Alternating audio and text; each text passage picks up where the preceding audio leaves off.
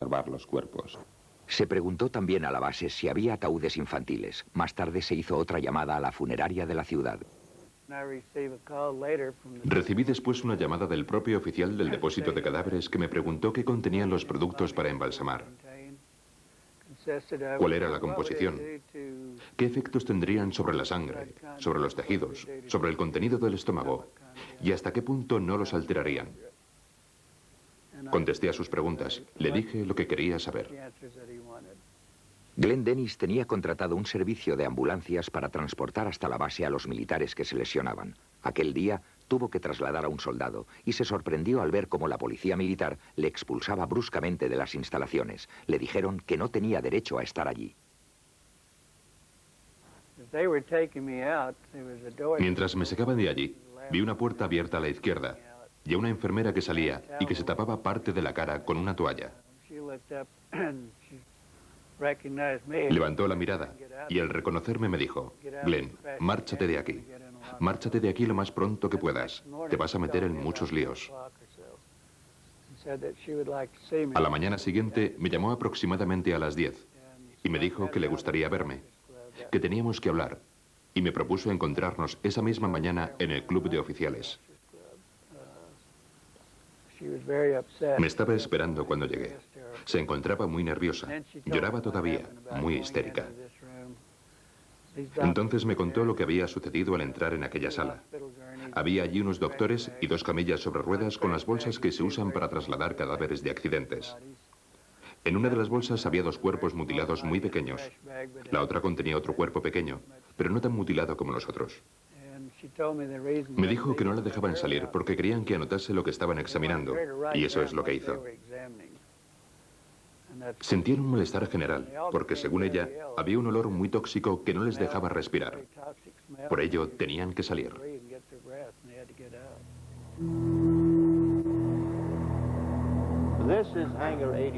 Este es el hangar 84, en el que depositaron los restos de la nave y los cuerpos. Aquí hubo mucha actividad. Dentro del hangar, justamente encima, había un proyector que iluminaba la nave y los cuerpos tendidos. Eran 5, y la zona estaba rodeada por un cordón de policía militar para evitar que la gente se aproximase demasiado.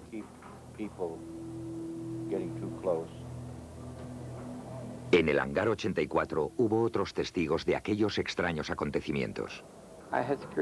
Yo tenía un pase de seguridad y les dije que había ido a recoger al vicegobernador Joe Montoya, que se encontraba en el hangar. Joe Montoya, vicegobernador de Nuevo México, se hallaba en la base con motivo de la campaña para su reelección. Rubén Anaya le esperaba con un coche en el exterior del hangar 84. La policía militar nos dejó pasar hasta allí, pero no nos dejaron aparcar cerca del hangar. Aparcamos a media manzana de distancia, aproximadamente. Yo les dije: ¿pero qué está pasando? Y entonces, cuando se fueron, me acerqué algo más. Y en ese momento se abrió la puerta grande del hangar y el senador Montoya salió y me dijo: vámonos de aquí inmediatamente. Bueno, salió de ahí, salió como con miedo y dijo que había visto 2 hombres pequeños con las cabezas grandes y que uno aún vivía, estaba vivo. Los tenían tendidos en el suelo y salió y nos dijo que ambos estaban ahí y que uno todavía vivía.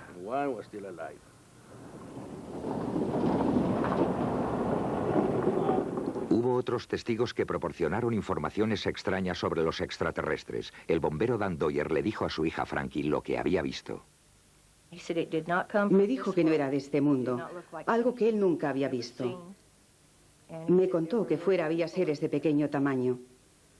Mi madre le preguntó que qué entendía por seres de pequeño tamaño, y él contestó que eran humanos, pero pequeños. Dijo que 2 ya estaban muertos cuando llegaron y les metieron en bolsas y que no sabía si al tercero, que aún estaba vivo, lo habían metido también en una bolsa o lo estaban atendiendo en ese momento. Había otro que estaba aún vivo y caminaba por allí.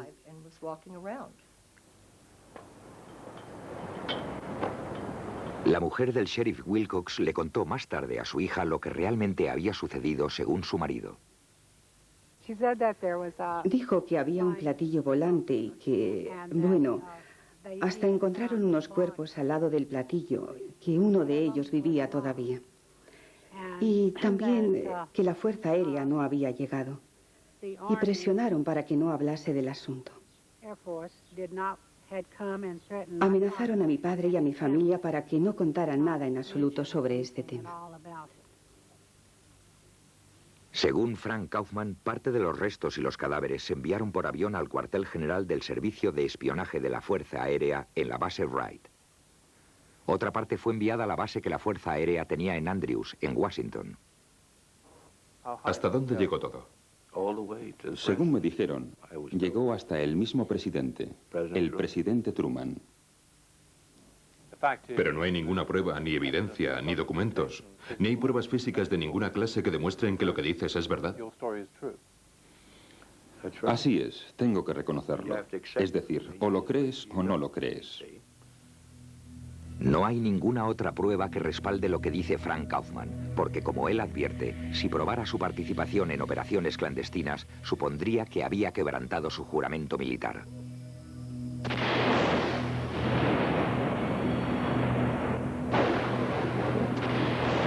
La falta de pruebas tangibles ha sido una constante del incidente de Roswell, pero a principios de 1995, una sensacional película que, según se dice, fue filmada por un cámara militar norteamericano, apareció en Londres. Él afirma que la nave se estrelló en junio. Le ordenaron que fuera a White Sands el 2 de junio de 1947. Debían quedarse allí semana y media limpiando la zona y, según explicó también, cuando llegaron al lugar lo habían acordonado y nadie se acercó a la nave. El terreno que la rodeaba estaba aún caliente. Dijo que las criaturas estaban tiradas al lado de la nave sujetando unas cajas de forma ovalada que no soltaban. Transcurridas unas horas, llegaron los militares y les ordenaron que trasladasen los restos sueltos y las criaturas.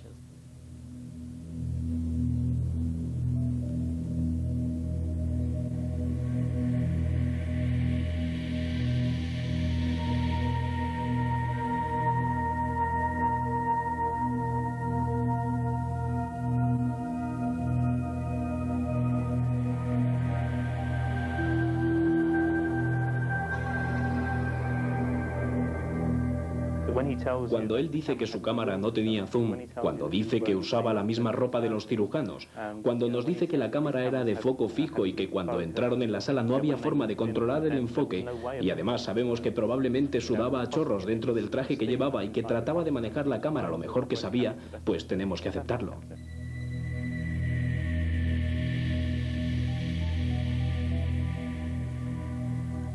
Podemos preguntarnos también por qué no era una cámara fija, por qué no había una cámara fija situada encima y dirigida al cuerpo. Bueno, la contestación sería que los cirujanos estaban continuamente inclinándose sobre los cuerpos y la única forma de llegar a ver algo era moviéndose alrededor. Y según nos cuenta, la cámara que utilizaba era manual. A pesar de solicitarlo muchas veces, Ray Santilli no ha podido organizarnos un encuentro con el cámara. Hasta este momento no tenemos pruebas reales de su existencia.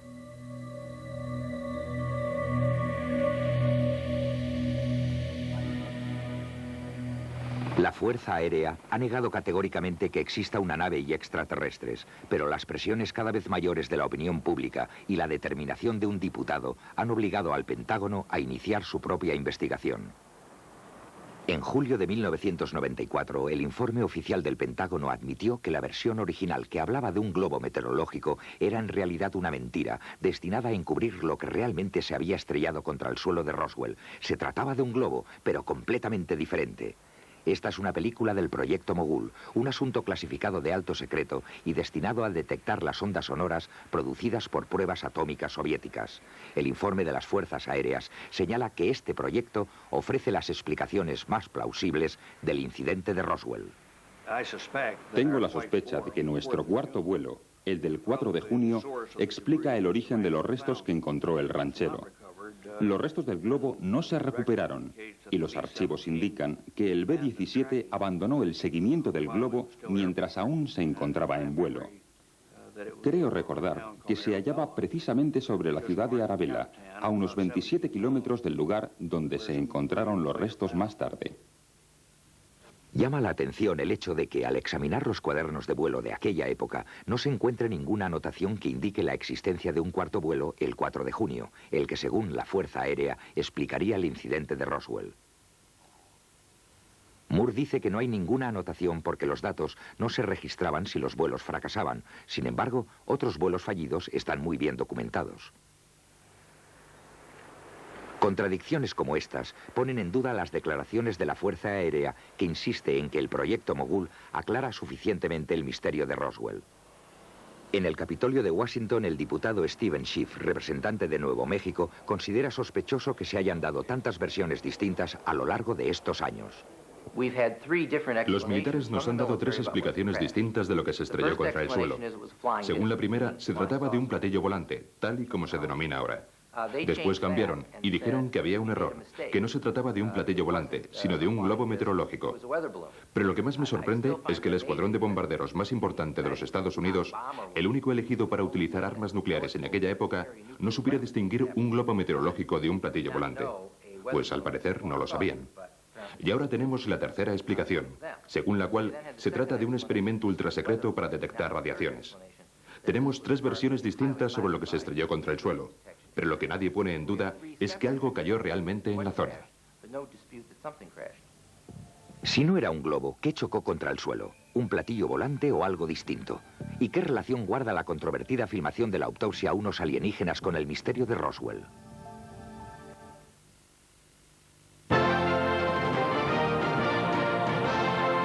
Es el estado norteamericano que más secretos encierra. Su cielo y sus desiertos han acogido más proyectos científicos de carácter secreto que ningún otro lugar de la Tierra. Se sospecha que tras el misterio de Roswell se oculta un experimento militar extraño y ultrasecreto.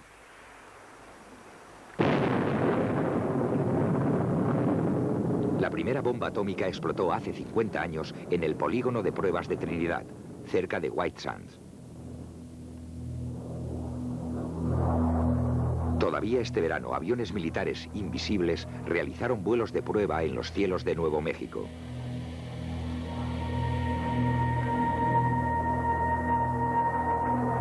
Y hace casi medio siglo, su predecesor, el Fly and Wing, ala volante, cruzó también estos cielos.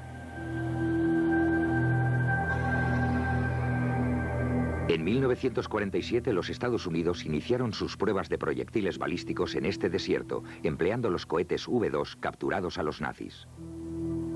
Al final de la Segunda Guerra Mundial, trajeron aquí a científicos alemanes para que desarrollasen la primera parte del programa espacial americano. Werner von Braun, el inventor de los cohetes V-2, estaba al frente de la operación. Se sabe que a principios de los años 50, el programa espacial americano realizó experimentos con animales.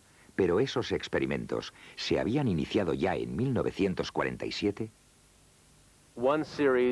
El programa conocido como Proyecto Albert lanzó un chimpancé o un mono pequeño, en una de las ojivas cónicas de los cohetes. Ni qué decir tiene que los monos no pudieron sobrevivir por las dificultades técnicas que se produjeron durante la reentrada de la cápsula en la atmósfera terrestre. Esto ocurría probablemente a finales de los 40 o principios de los 50. Y fue antes de que se experimentase con el famoso chimpancé espacial Ham en la base aérea de Alamogordo. ¿Todo eso pudo haber ocurrido en el 47? Sí, probablemente alrededor de 1947. Creo que el proyecto Albert se inició con el cohete V-2 número 47. Por primera vez, las investigaciones sacan a la luz que los experimentos con animales se realizaron probablemente mucho antes de lo que se creía hasta ahora. Si es así, ¿podría afirmarse que el incidente de Roswell forma parte de uno de esos experimentos de alto secreto que terminaron en desastre? ¿Cabe la posibilidad de que un cohete V-2 con animales a bordo se hubiera estrellado en la zona? ¿Explicaría esto la presencia de cuerpos y restos extraños que tantos vestigios vieron en Roswell?